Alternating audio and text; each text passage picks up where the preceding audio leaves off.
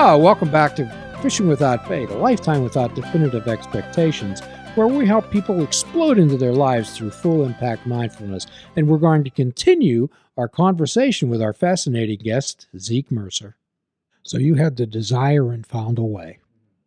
So that's what we talk about in the 12-step world, Zeke. We often talk about the two most important words are action and effort. Mm-hmm. Putting action and effort, making a choice to do something, and you did that. Yeah. So how does one know when the training's up? After 9 months, what happened? You get told.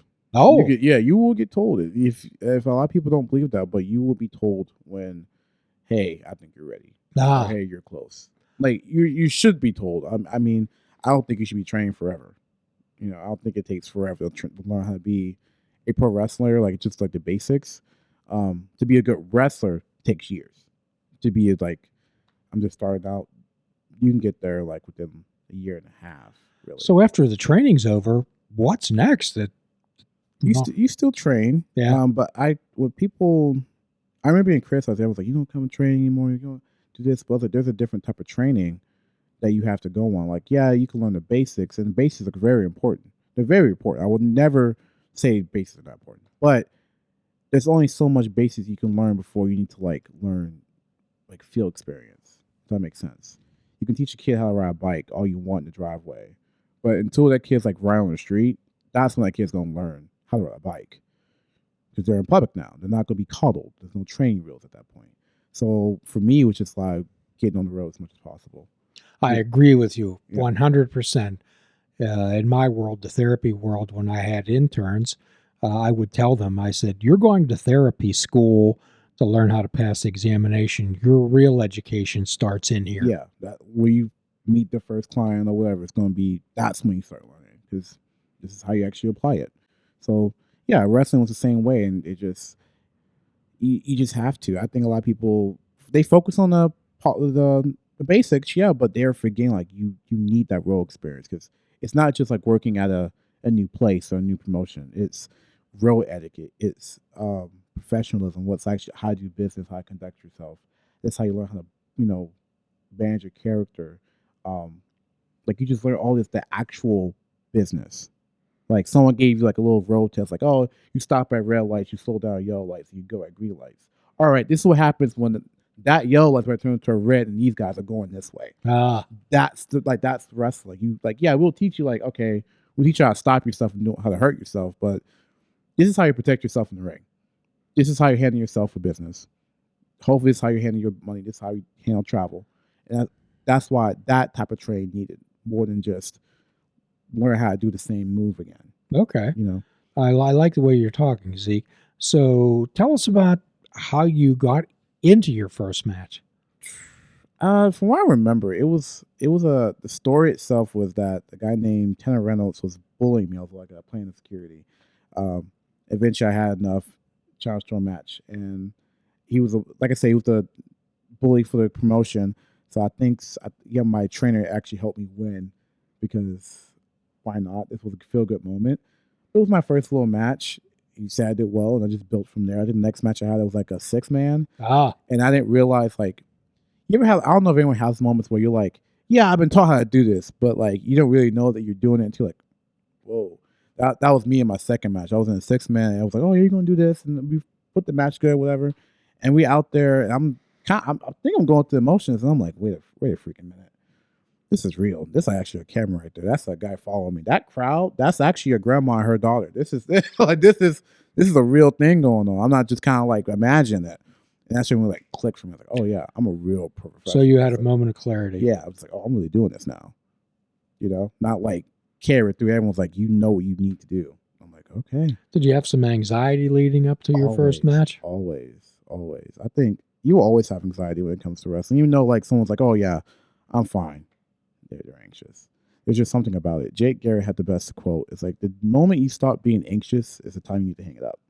Okay. Because if you're not even scared a little bit, he's like, I think it's pulling from like you're not like you don't care enough, or it's just not there for you. Like that fear, that little bit like, oh, this could happen, this can happen. Like if you just push about it, I don't think you're passionate about it. Some anxiety is a good thing. If without anxiety, Zeke, we wouldn't even get off the couch. Yeah. How are we gonna pay our bills or water our plants or feed our dogs? Like, we have to worry about that stuff. Like, if you don't feel some type of worry, it was like, oh man, I haven't fed my cat since or I haven't seen my cat since this morning. Where's my cat? I haven't heard it. Like, that type of anxiety. That's It can give you a sense of urgency. Yeah. That needs to be done. So in your training, did they talk about how to create a persona? In a sense, it's more like an overview, like 101. Like, they will teach you not to have a persona, but it's more like how to maybe portray yourself. It was mostly just trying to get people out of their shells. Like, I was very in my shell.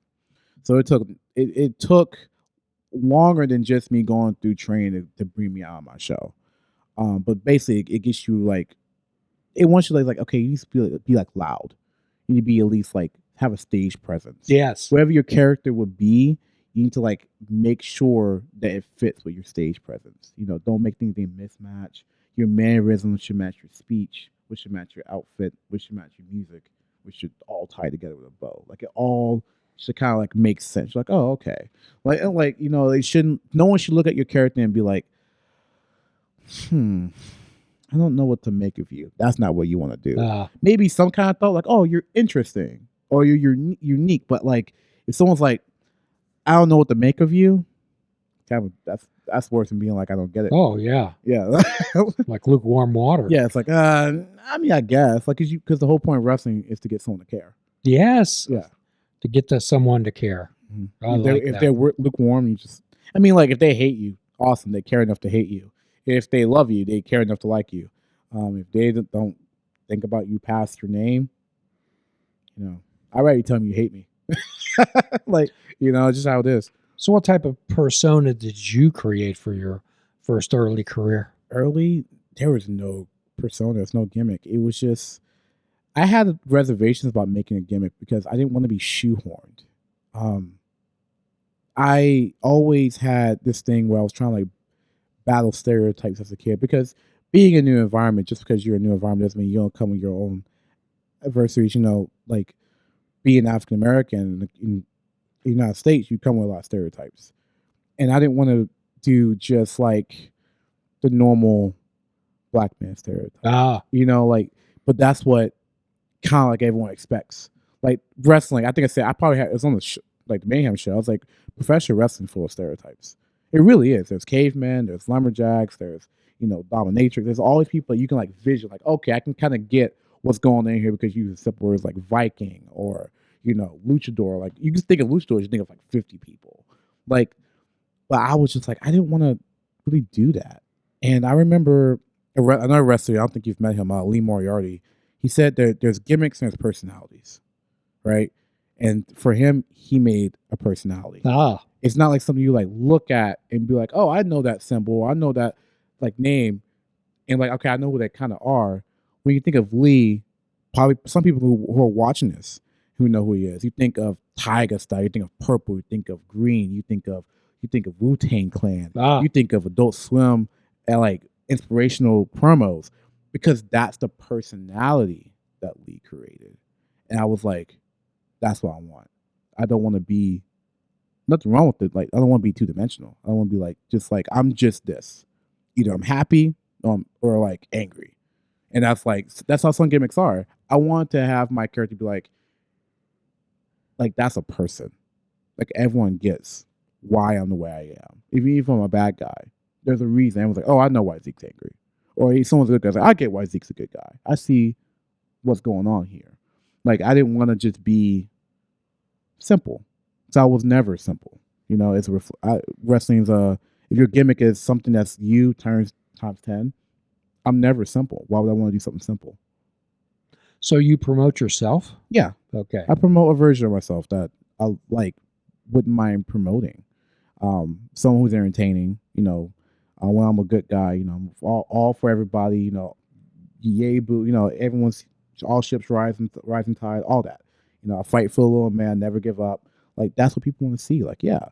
But when I'm a bad guy, I turn that, I call it the McGregor effect. He's just a short guy that talks a lot of mess and can like get in your, like, he can handle you if you're not paying attention, but like, that's just a small guy with a Napoleon affliction going on.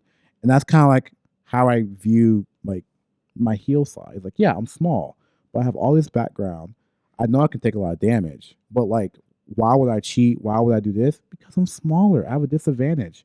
Of course, I'll take the easy way out. I'm not disciplined. I'm a good guy. I'm disciplined. You know, stuff like that. Like everyone's starting, like some people catch on to that. I'm like, that's pretty cool. But yeah, it's never simple. It's kind of like Zeke's a bad guy here because this happened. It's not just because they just showed up like that. How does one know when to take a heel turn in their career? If you're really attuned to the crowd, they'll tell you. Like not like, and of course not in the sense of like some guy is like over the balcony going like, you should turn heel right now. Like no guy is saying that to you, but like if you have some control of your, you know, how your character is presented, like we do with 880, I was just watching back the show one time. I was just like, man, I'm not really getting the same responses as the other guys.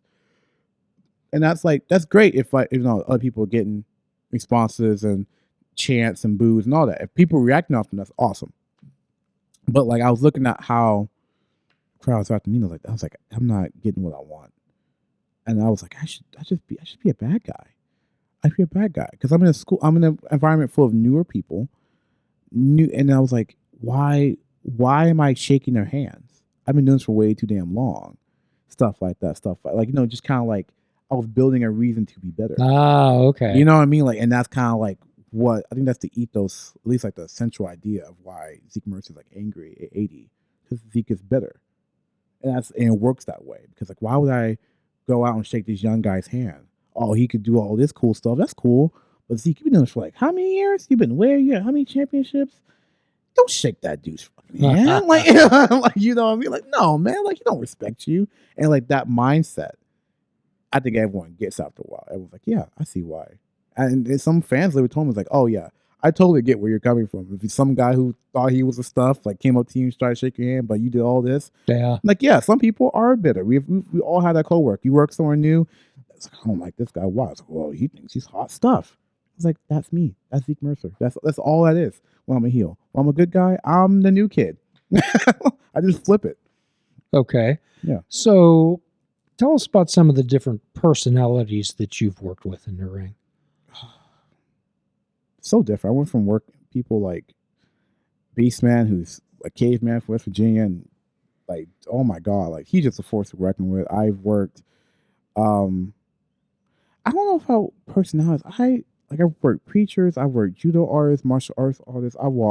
I wrestle a guy named Super Hentai. I don't know what kind of personality like that type of thing is, but hell, like it's just unique. Like I've always run into these people who are just unique. They stand out. There's no unique. I like that. I like that term. They're not. There's nothing on paper I can write down and be like, all right, this perfectly describes this person. It's more like you have to like look at this person, you know, see this person how they talk. Like I always want to have that, like that version of 3-dimensional of a character. You know, people say there's gimmicks, but I think if you make your gimmick 3-dimensional, it's way more interesting. You know, what was the locker room like? Which locker room and where? That's usually the question. Whatever association. I think maybe you want to describe to the folks. Most people out there are more familiar with the WWE type of concept, which is a big company. Mm-hmm. However, could you explain somehow the indie wrestling circuit works? The indie wrestling circuit is more of a concept than a solid idea, and that's what people kind of forget. We are all independent in the sense that we do not work for or with the biggest companies. That's usually how it works. That's the idea of it. So promotions pop up in every state that allows it, any place that allows it, and usually is built off wrestlers either staying, you know, close to home, building up the crowd, hometown people, or usually with names, people who travel across the states, you know, working here and there, like, you know, like Matt Cardona. He doesn't stay in no place for too long. He's always working Alaska, then he's working Connecticut, then he's working in Florida and Pittsburgh, then he's off to Philly, then he's somehow in California the next day. Oh, boy. Like he's everywhere, but like crowds will come to him. And, you know, that there's just the two dynamics. You got people who are local and you got people who are travelers. And those two wrestler types work together to pretty much breathe life into the circuit. And generally, I think right now we're still in a wrestling boom. The last wrestling boom was probably when I was like in diapers. Okay. So like the 90s, 2000s. So like there's like a unique wrestling because the internet, there's WWE has changed, how we consume media has changed. Like 10 years ago, 5 million people were watching Monday Night Raw. Currently 2 million watch them, but like they have millions of subscribers on YouTube, millions of people on their podcasts, thousands of songs being listened to like Spotify, Apple Music. Like there's all different ways to measure engagement. That like when someone's like, "Well, I haven't seen you on television," I'm like, "Okay, that doesn't mean anything to me now because I'm sorry, I don't watch television." I will say this is the first time in years I've actually used cable because we have it where I am, and I still don't watch TV. I don't know a lot of people who sat down like, you know what, man, I'm gonna watch cable. Not a lot of people still do that. Usually people just set the DVR on and just come back later. So like the indie circuit's changed because the exposure has changed. You know more about it because you have an iPhone in your hand, you have a smartphone in your hand, you have Twitter in your hand. 10 years ago, the only thing you probably knew was John Cena. 10 years before that, the only thing you knew was The Rock because they were on television. But now, I could be just as well known in a town as John Cena. You could be, technically. Well, personally, myself, I'm an old Hulk Hogan, Mr. Yeah. T, the Stone Cold Steve Austin. Yeah. Awesome guy. That was the era that. That was awesome back then. But like at the same time, when people forget about the layman, they're like, oh, so the Indies is new. I'm like, no, the Indies has been around before that. You even knew Stone Cold. The only reason why you knew, a lot of people was because of the Indies, because there's no big company back then. The invention of the WWE is actually new compared to wrestling history. So like, yeah, Stone Cold's a big name of recent history. So how do you translate your amateur wrestling skills into the professional rank? In unique ways. Not every skill is translatable. Obviously not scoring for points in professional wrestling, scoring for the win. But at the same time, like discipline, I learned from there. Like to be able to get through things, get through workouts, finish a match even when you're like, oh, like it's that transfer, the cardio transfer over. I'm from a school that is very, very well known for amateur wrestling. Like we hold the Powerade tournament every year. Oh boy! So like I set those mats up. I made weight for that tournament. I wrestled on those mats and I cleaned up those mats and I put the mats away. Like these same weekend, same day, like I was doing that stuff. Like so, discipline was there. I just had to want it enough.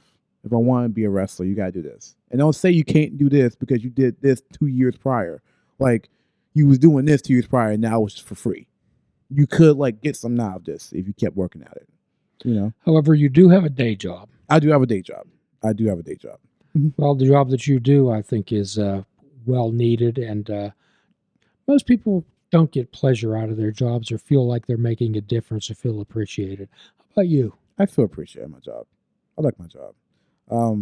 I kind of sort of landed this job out of like not nowhere, but in the sense of out of all the jobs I was applying for, this one was like real. I was like, yeah, I'll do it.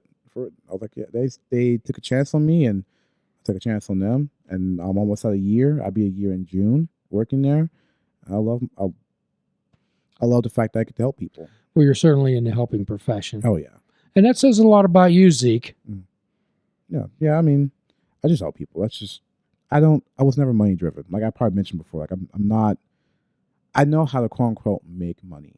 Sure, I know I got to do in wrestling or promoting whatever to like get people to the door. I know how to do that. Sure, I'm not money driven. I'm not sitting here saying, well, I need to make $68K by the time I'm 26. I'm like, dude, as long as I'm paying my bills, because I've been a college kid for long. I'm from the poorest state in the union. Most of my life I didn't have my own money. I was parents, grandparents. Never had much of my own until I started working, right? So even when you start working young, you're never making a lot of money. Unless you're like rich off the back, some crazy country club job when there's tips flowing. Like, you were making small dollar. In that time, I was wrestling at the same time. So now I was in college, full time, working part time, and also wrestling. Not only that I'm used to like living comfortably for what I have, I don't have a desire to like try to, what's it called? I guess I don't have a desire for access. Like the fact that I can put gas in my car whenever I want to, I'm happy. That's a positive. Right. The fact that if I want to get street tacos, I can. And not have to worry about, oh man, I got books, but this bill. I'm like, that bill's paid. Don't worry about it. Go, if you want tacos, go street tacos. If you don't want them, okay, keep the $5 in your pocket. Like, like there's no harm. I found stability, and I really enjoy that because I didn't grow up having that. Well, one of the most common issues that we deal with as therapists is fear of financial insecurity. Mm-hmm. Yeah, people aren't going to have enough for the comparison game. Why do those people have something and I don't? Mm-hmm. You ever get trapped into that, Zeke? Keep on with the Joneses part. No. What I always wanted as a kid wasn't rooted in anything financial or material. It was something emotional. Like I'd never cared about the new Xbox. I cared if everyone wants to play Xbox with me. I never cared if, the new Jordans dropped that year. The Jordans, whatever. I don't know what number we're on now. I lost track. But the new Jordans dropped. I'm like, I don't care about those because they're basketball shoes, and I don't play basketball with anybody. So there's no point in paying basketball shoes, dropping $100 for basketball shoes for like a 12-year-old. They're going to outgrow them in 6 months. Like, I don't need those shoes because I don't play basketball. There's no need for that. So, like, I never had to. I don't know how to describe it. I'm just not that person, unfortunately. And to my detriment, I mean, I guess in some points, like, because I don't want to do access or that determined or whatever, some people see me as lazy. And I'm just like, and some people do. Like, I've been hit with criticism like, oh, well, you don't want to do this, so you're lazy. You don't want to put your nose to the grindstone. I was like, dude, I'm working for a different goal. Like, if you want to do that, that's fine. I'm going to encourage you. Hope you do it safely. So you won't burn yourself out. But, like, I didn't have peace for most of my life, and I have peace now. Why do I want to add chaos? I like that. You know what I mean? Like, I'm stable. I'm fine. Why do I go out and be like, all right, well, I'm bored. I'm going to add some chaos, some heaviness to my, like, why? I'm going to go buy things I can't afford. Yeah, I'm going to do that. I'm going to, try to do this goal that has a little chance of working, or I'm going to try to build this or invest money. So it's like, dude, like, why? Well, and a lot of people say, you probably see her like, I'm bored. I don't know what to do. Oh. I have my hands are free. I was like, dude, get a hobby. Not like that. I don't say it like that, but but I hear that often about boredom. Yeah, boredom is what catches people. In my life, that's how people get caught in their vices, in themselves, into other mess. Continue to watch our next podcast of Fishing Without Bait, where we will continue our conversation with Zeke Mercer. And we have a free prescription where you can fill it anywhere. Fruits, nuts, and vegetables. Unplug your television and take up fishing. And for a truly mindful experience, we suggest that you fish without bait. Do a kindness for yourself and do a kindness for another. Forgive yourself and forgive another. If we're all not God's children, none of us are. Till all are free, none are free. Namaste, my friends. Please check out our website at fishingwithoutbait.com, where you can listen to the show, comment on our discussions, and find out where you can subscribe to our podcast. If you're interested in flying the colors of Fishing Without Bait, click the shop icon on our website. We have clothing, mugs, cell phone cases, and so much more. Show the world that you fish without bait. This show is a member of the Sorgatron Media Podcast Network. Find out more at sorgatronmedia.com.